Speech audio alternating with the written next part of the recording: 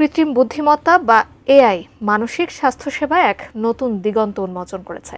একদল গবেষক এটাই মনে করেন যে মানসিক স্বাস্থ্যসেবার ক্ষেত্রে এক নির্ভরযোগ্য মাধ্যম হতে পারে এই এআই।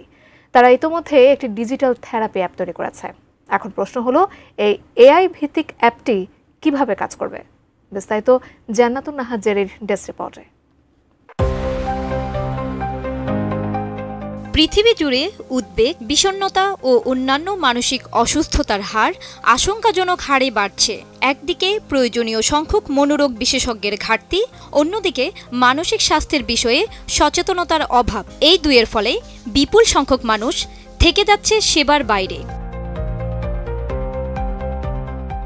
এমন পরিস্থিতিতে যুক্তরাষ্ট্রের ডার্টমাউথ কলেজের একদল গবেষকরা তৈরি করেছেন এআই ভিত্তিক একটি থেরাপি অ্যাপ থেরাবট, যা রোগীর মানসিক অবস্থা বিশ্লেষণ করে তাৎক্ষণিক প্রতিক্রিয়া জানাতে সক্ষম। ডিজাইন, এলিগেন্স, বিউটি, সেরা পণ্য সবার জন্য। জেভিকো।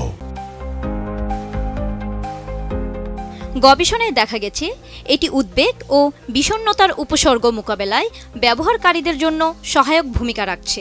থেরাবট এমন একটি প্রযুক্তি যা মানুষের আবেগ বুঝে তার প্রতি উপযুক্ত প্রতিক্রিয়া জানাতে সক্ষম।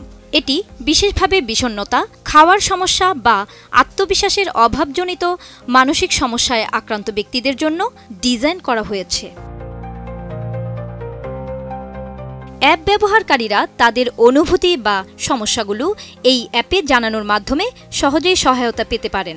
অনেক ব্যবহারকারী দাবি করেছেন থেরাবট ব্যবহার করে তারা তাদের মানসিক চাপ কিছুটা কমাতে পেরেছেন, বিশেষ করে যে সময় সশরীরে একজন থেরাপিস্টের সঙ্গে যোগাযোগ সম্ভব ছিল না তখন।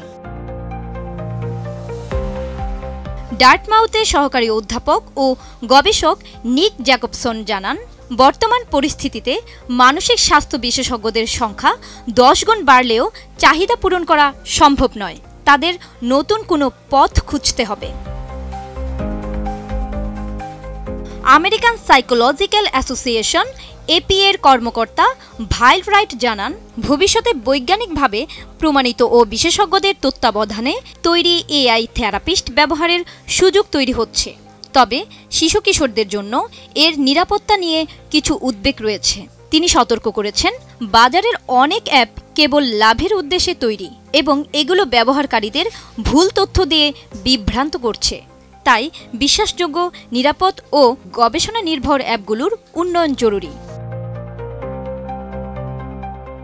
থেরাবটকে একটি অলাভজনক প্রতিষ্ঠানে রূপান্তরের কথা ভাবছে ডার্টমাউথের গবেষক দল, যাতে দরিদ্র ও সুবিধা বঞ্চিত মানুষও সহজে মানসিক স্বাস্থ্যসেবা পেতে পারেন।